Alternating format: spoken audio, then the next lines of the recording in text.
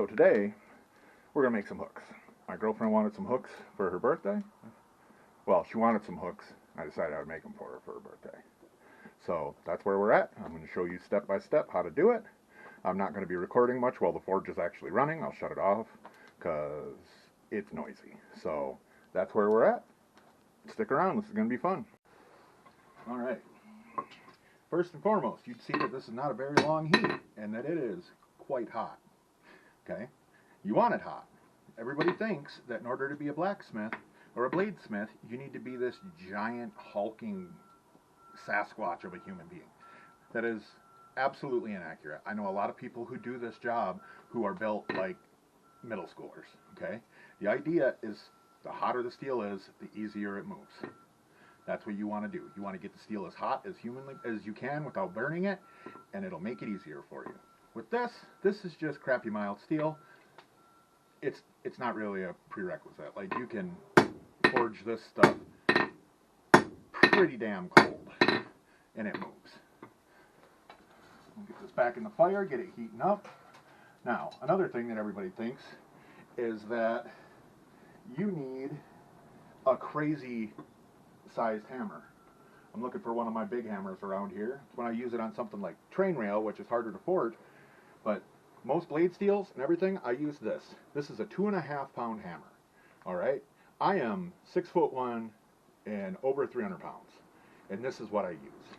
You don't need anything huge unless you're working on a very hard working steel like train rail, which, if I remember correctly, don't take this as gospel, is 1070 or 1075. And that stuff is hard. Or 5160, leaf spring, coil spring. They have a tendency to be more difficult to move. But even for those, I still use one of these. It's about managing your heat and managing your hammering. All right, so the first thing we need to do is get a taper going here. So what we're going to do is hit it on a downward angle right here. And as the angle gets established, we're going to angle our stock. We're just going to flip it around and keep doing that. If you keep your stock angled, your taper, for the most part, will stay centered. And if it's not, you can always straighten it out later. It is not hard. A lot of forging isn't beating the hell out of the steel until it does what you want. It's finessing. It's learning how to move the steel to get it to do what you want to do next. And that is this is a very easy beginner project. It's one of the reasons why I'm doing it without tongs. Definitely not because I lost my tongs, but we're going to keep that taper moving and get it going to more of a point. We can get a little bit more aggressive with it as we go. The biggest reason not to swing for the fences at the beginning is because you'll cause a fish mouth at the end. So if you coax it a little bit, it helps a lot. Remember, get it hotter, don't hit it harder. Like, I have issues with my elbows, my hands, my shoulders, my wrists, everything. And I'd say most days I can come out here, and as long as I'm functioning at 50% or better, I can do this with no issues. All right, and you just keep moving that taper.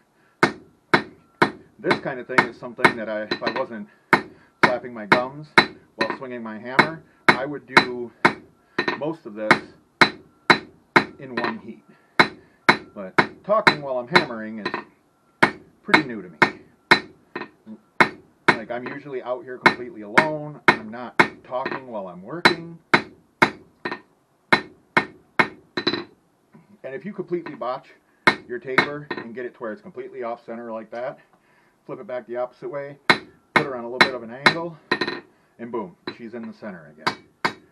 Now, in the process of tapering it, you're going to push a little bit of stock in this area back. When you're done, all you need to do when you're rounding it out afterwards is just give it some little love taps. It'll go right back into line. Okay, so we're back into the fire. I'm going to record this in long stints until I need to turn the forge back on because it's loud. It's a shop vac for a blower. I've had an electrical blower for a while that somebody took to wire up for me, and I haven't seen it since. But they gave me the blower, so I really can't complain. All right, let's check it. Nope, she's still kind of cold. Most steels I try to work between a bright orange and a dark yellow. That, you know, that is the easiest way to do this. And when you have as many issues as I do, working smarter is definitely the best bet. Now we're gonna wanna, our end is getting about to where I want it to be. So what we need to do is chase our tapers back. It means we work back. Put it on a little bit steeper angle, or on a little bit shallower angle, and work it back. These are the kind of things that are perfect for beginners, and because you make one of these, it'll teach you a lot about offsetting your material and everything. It's great. It's a super easy beginner project. I haven't made any of these specific, I've actually never made this specific style of hook, but I think this one would go over the best for her. My girlfriend, she very much has like the cottagecore vibes, so I think she'll appreciate these. And she's awesome, so we're going to do the best we can for her. And sometimes it may seem like I have all the answers. I am just a monkey with a damn hammer. I hit stuff until it works for me. And you know what? Going 10 years now, never steered me wrong. Not to say I haven't made some mistakes, because I have made more mistakes than you could ever imagine doing this.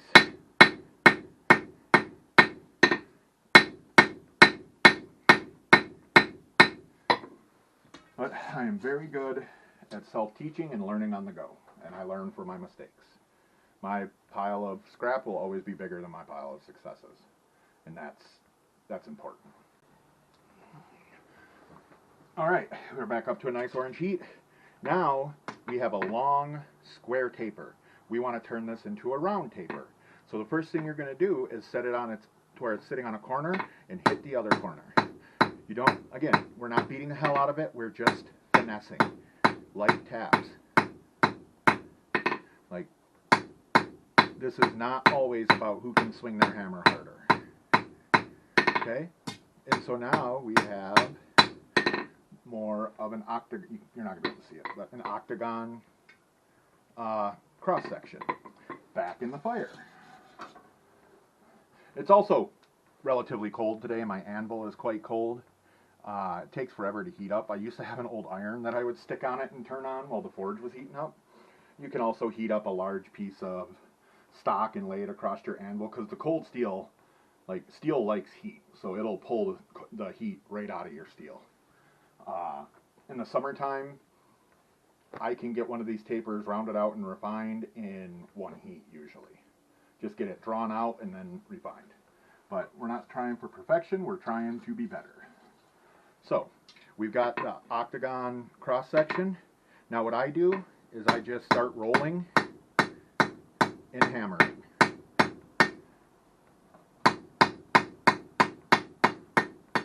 Doesn't need to be crazy hard taps. You can just do fast, light taps. And usually I would hammer this until it was near perfectly round, but like I said, we're going for a rustic cottagecore vibe. So we're going to keep it a little lumpy, a little bumpy, and a little bit rough looking. Because clearly she's with me, she likes stuff that looks rough.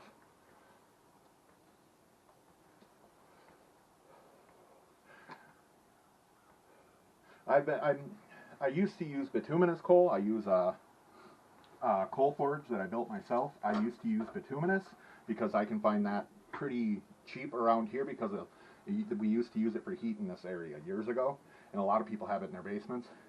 Right now I'm using anthracite from TSC, which isn't my favorite, but it is a perfectly serviceable coal. A lot of people are like, oh, the stuff from TSC doesn't burn worth a crap, and it can be hard to get lit if you don't know what you're doing. The biggest thing is it's kept in bags outside, which means it gets wet. Nothing likes to start on fire when it is wet.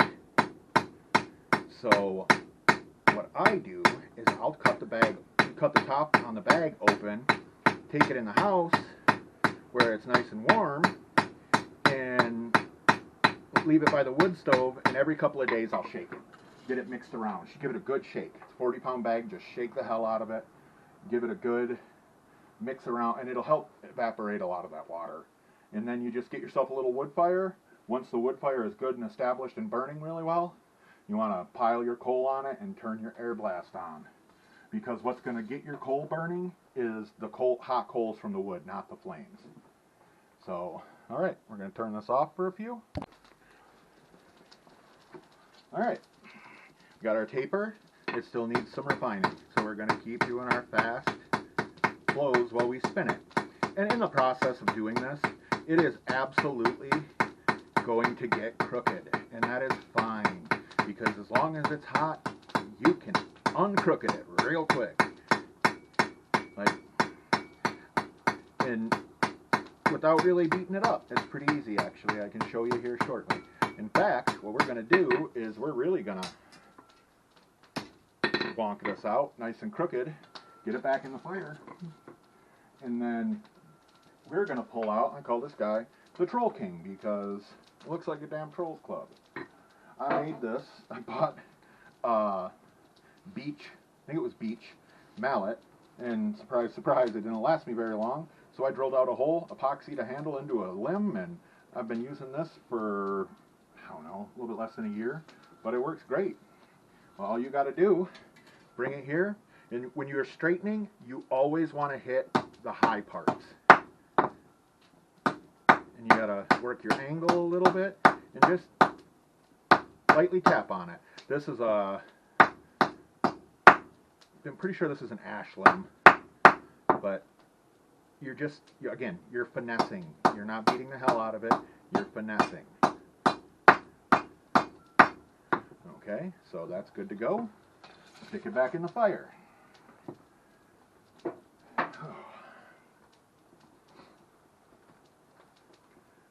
Usually this heats a lot faster, but I'm running my forge pretty cold because I'm not moving blade steel, so we got it's working well though, and honestly it makes your coal go a lot farther. Now, what I want to do here is let it get a little bit hotter. I want to go for a high heat, a nice, yellow heat, which is probably going to take a while with this forge like this, so we might settle for an orange heat because it works the same. We're going to talk about set downs, okay, when half phase hammer blows. Sometimes you only need to move part of your steel, and that is how you do this. Right here on this corner of the anvil, I got a nice crisp edge. It's one of the only good edges on the whole bloody anvil, and it's perfect for this. It's got a nice sharp tight radius on it. Someday I'll be making enough money to buy a new anvil with crisper edges. But what I want to do is I go the whole length, the whole width of my work face, and I get it out and over, and I want my hammer to hit half on and half off. It'll drive this stock down while thinning out what's on the anvil. So, and see, you get that little lip right there. So we're going to put that lip back up against there, give her a couple more authoritative whacks, and look at that. It's flattening out this stock, but it's not messing with this stock. Okay, but you need a little straightening, and we're going to go back in the forge.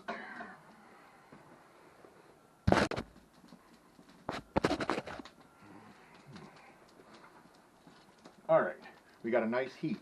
Now this is where it's important to know how to use your hammer. This is a cross peen. When you hit it like this, you're going to move your steel mostly in a left to right direction instead of moving it out in all areas like using the flat face of your hammer would do. A lot of your smiths swear by rounding hammers, and they absolutely have their place. I love a good rounding hammer, but you can't do better than a good old-fashioned cross peen. I've had a couple of rounding hammers in my day, and I always go back to the cross peen. It's actually want to get a straight peen and get a diagonal peen, because the word peen makes me giggle. So we are heating up again, and now we're going to take that set down, put it back at the edge of the anvil, and we're going to use the flat face of our hammer, and it's going to help smooth out all of the little valleys left by our cross peen. We're a little crooked again, so we are going to fix that. I'm getting a little bit off track, so I'm going to do a set down right here and knock it back into alignment a little.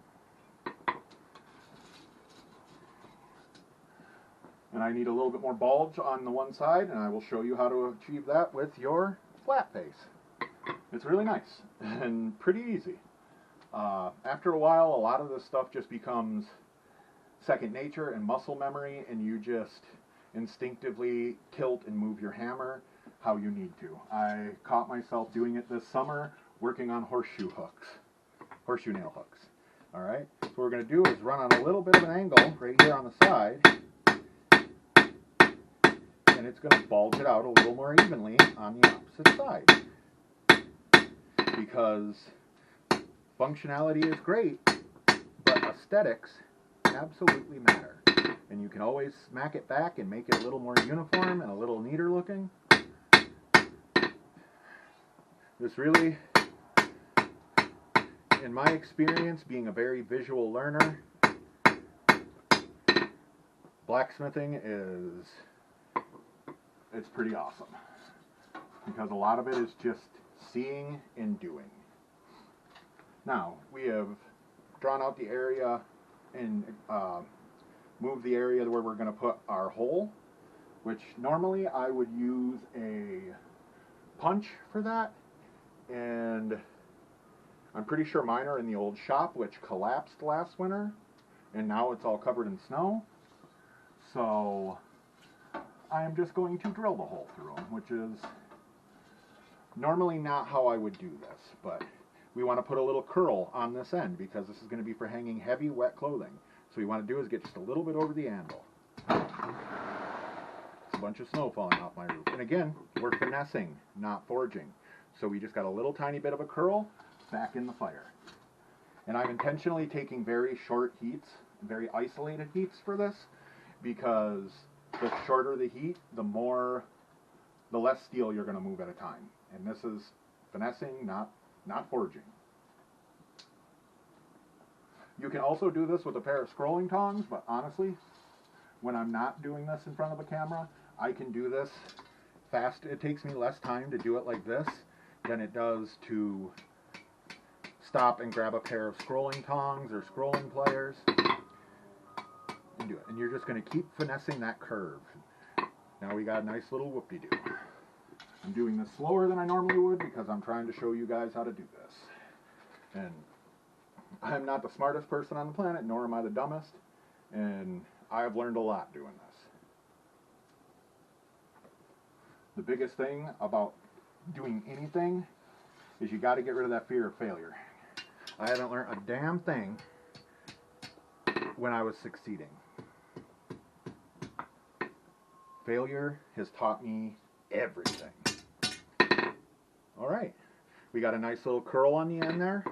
Back into the fire for a much longer heat. We want to get the whole body of that hook warmed up because we are going to curve the hook itself. Now, when you do this, you're going to be heating up that curl too. So what you need to do is quench the curl so that it's cool and it stays more rigid and you don't have to worry about forging it because you're going to be hitting that curl specifically. And it's also important not to get the area of the hook that you're going to put the screw through hot, because if you do, it's going to bend there because that steel is pretty thin. And the steel that we're trying to bend is pretty thick. Now we're just going to keep spinning her. Not hot enough. We're going to have to kick the forge back on. Alright, out of the fire, we got the body nice and hot. We got to go over here to our quench bucket. We're going to dip just the curl. And it's thin steel, so it cools quick. Then we're going to come back over here while we still have some heat left, and we're going to hit right on the edge of that curl. And we're going to keep going over a little bit farther over the horn every time. And it's going to give us a nice, beginnings of a nice little hook to it. And we got a little bit off center, so before I get too much farther, I'm going to go back over here and give it some smacks. Now, I am hardly the most knowledgeable blacksmith out there. I'm more of a bladesmith. Most of my time is focused on knives. But I do enjoy more traditional blacksmithing like this. Not every blacksmith out there makes knives. Like, I don't remember the one, but like, you got Trenton Ty at Purgatory Ironworks. He's got a really good, really informative channel, very educational, very knowledgeable. Black Bear Forge, very knowledgeable, very easy to digest. I am riddled with ADHD, and I love John at Black Bear Forge's videos. Now what we're going to do is take the cross peen, since it's a smaller surface area, and just finesse this hook back. Okay, and then we're going to center it, which you can always do in the vise too. The vise is a perfectly suitable option for centering that hook back up. And the hook's a little more closed and a little more ovate than I would like, so I'm going to heat it up again, and I'm going to force it onto the horn and open it back up a little bit.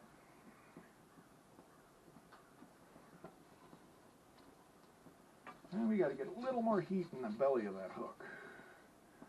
But this is a very easy beginner project. It's a lot less of a learning curve than knife making. With this, I don't have to worry if I accidentally forged too cold.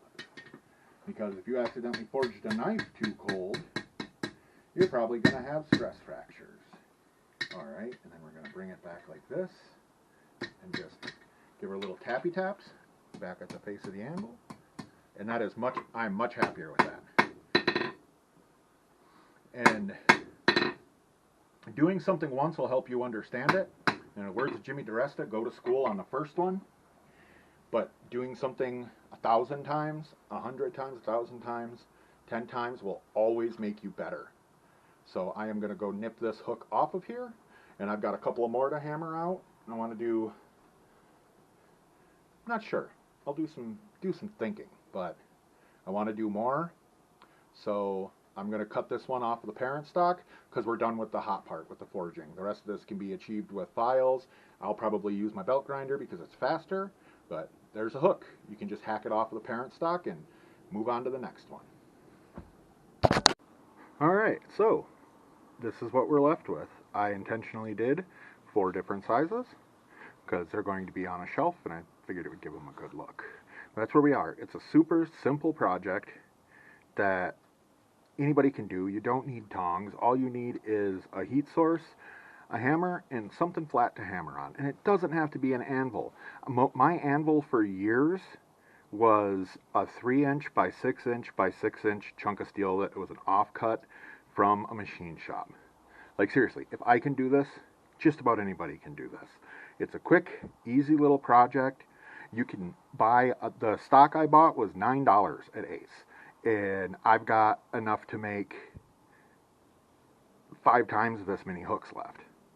Like, it's a super easy project. I highly suggest anybody who's interested in getting into smithing gives it a try.